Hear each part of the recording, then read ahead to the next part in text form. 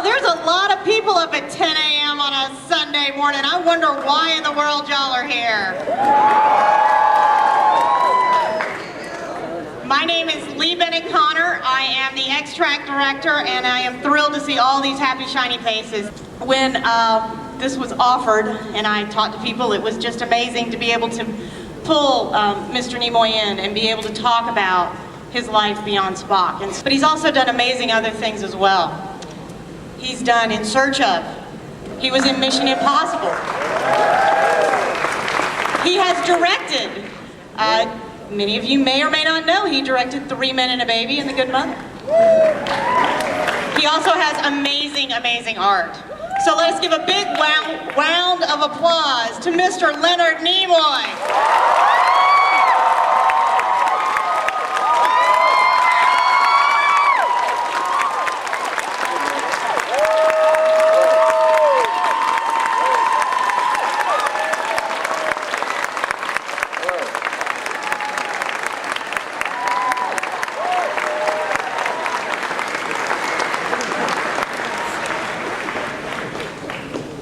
All up so early. Wow. For you. And wide awake, too. Good for you. Good morning. Good morning. Are you having fun so far? Great, just great. I saw the footage of the Dragoncon parade on CNN this morning. It looked fantastic. It was a lot of fun. It was Yeah. Did you see the parade? Oh, yeah. Great. Hi. Hi. What do you want to talk about? Well, I wanted to start with your art, if that's okay. Okay, which art? The books, your photography. My books, yeah. Your books and your photography. So, you went to UCLA. Yeah. And then you just recently were in Rome. Can you give a little background? Well, on that? when I finished working on the 3 seasons of Star Trek and then 2 seasons of Mission Impossible, I thought maybe I've done enough of that for a while, and photography had been a love of mine ever since I was 8 or 10 years old. And I decided I wanted to explore that as a possible change of careers. So I went to UCLA. I studied under some very wonderful teachers about photography as a fine art form. And then I realized you can't make a living in photography as a fine art form. So I decided to stick with the acting career. But a number of years ago, I began to seriously do some fine art work, and the first project that I did was a book. We published a book called Shekhinah, Shekhina, which is about the feminine aspect of God according to Jewish mysticism. And that book aroused some controversy because it was the images that I photographed were kind of sensual and had a certain amount of sexuality. And when you put together sensuality, sexuality, and religion, you've got an interesting mix, to say the least. And there were some people who thought it was interesting, and some people who thought that it never should have been done, you know. So anyway, that was the first book. The most recent book is called The Full Body Project, which is about full-bodied women who are happy in their skin. And I got to tell you a story about photography.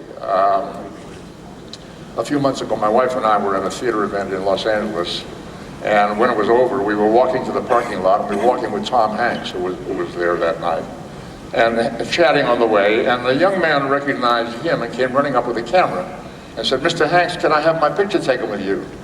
And Mr. Hanks said, "Sure, who's going to take the picture?" And then the young man recognized me, and he said, "Oh, Mr. Nimoy, you're a wonderful photographer, will you take the picture?"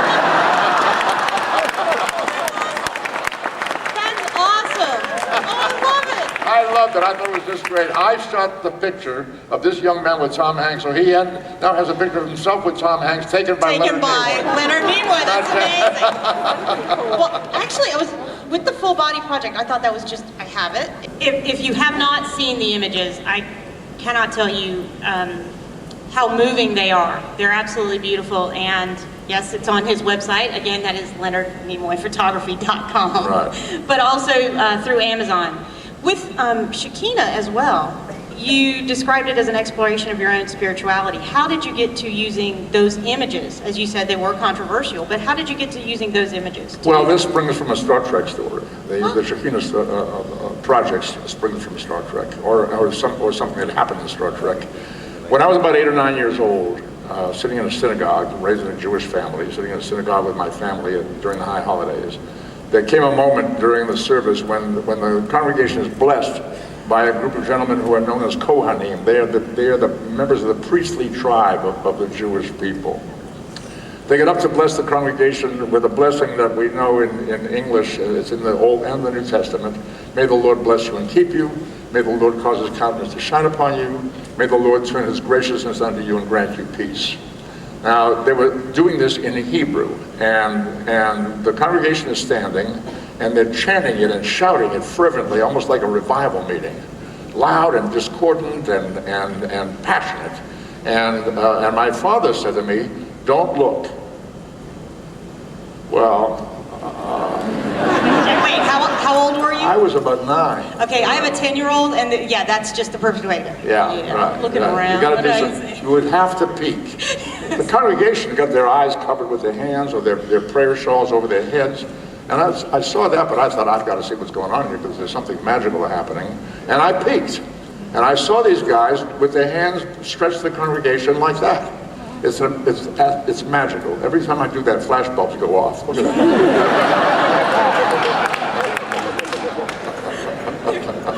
There are fairies in the air. So I had no idea why they were doing it or what it meant. But I was captured by it, and I decided I had to learn how to do that, so I practiced it. Years of diligent practice and self-denial to be able to do that left hand, right hand, anytime, any place. And I would bet if I try to do it, I don't get as many stars. well, you have to work at it. Anyway, I had no idea it would come in handy someday, but when we were doing an episode called Amok Time on Star Trek, written by Theodore Sturgeon, a wonderful, beautiful script, And we were going to Vulcan for the first time. We were going to see other Vulcans other than Spock for the very first time.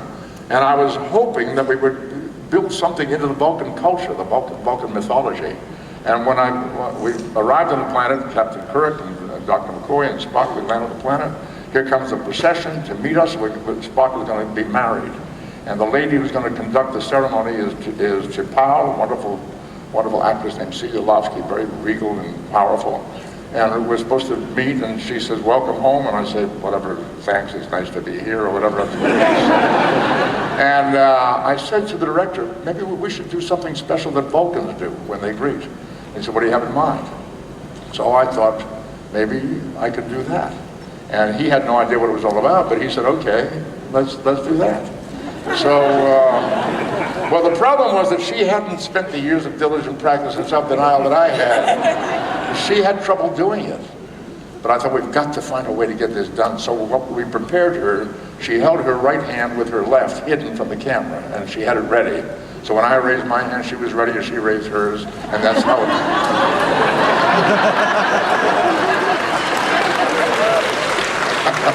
But that was from That's seeing right. Now to the photography. And now to the photography. When I learned later that the reason that you're not supposed to look is because during that benediction, the Shekhinah, the feminine aspect of God, comes into the sanctuary by legend, comes into the sanctuary to bless the congregation. She is a deity. The light from a deity can be very damaging to a human. It's too powerful. You don't want to see that. It could hurt you badly. And that's why you cover your eyes to protect yourself. Well, when I heard that story, I thought that's quite fascinating. And I'm going to shoot some pictures of the Shekhinah, wherever I find her. I'm going to go searching for the Shekhinah. And I did that, and I did a photographic essay on the subject, and that became the book called Shekhinah. That's how it happened. Look who's here. Look who's here.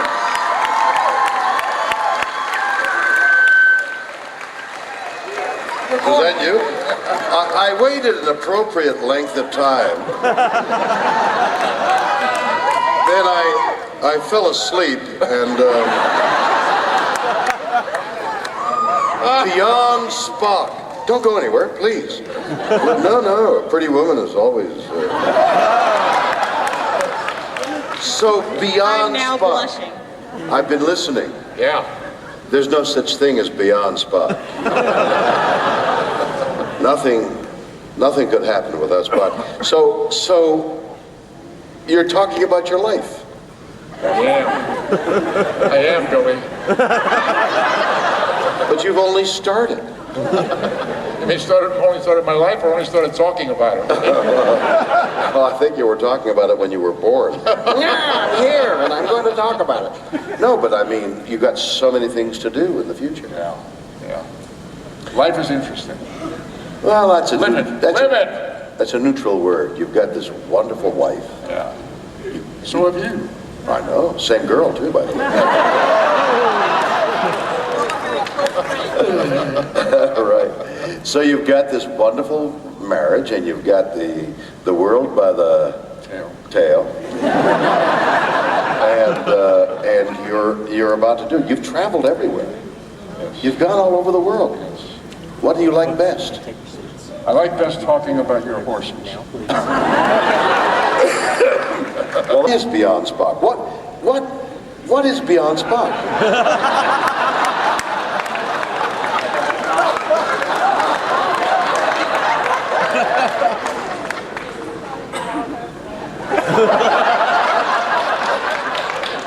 Here's to you, Lenny. I tell you, the guy is he's a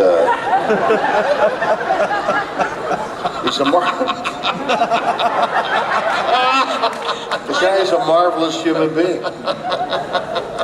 When did we first meet?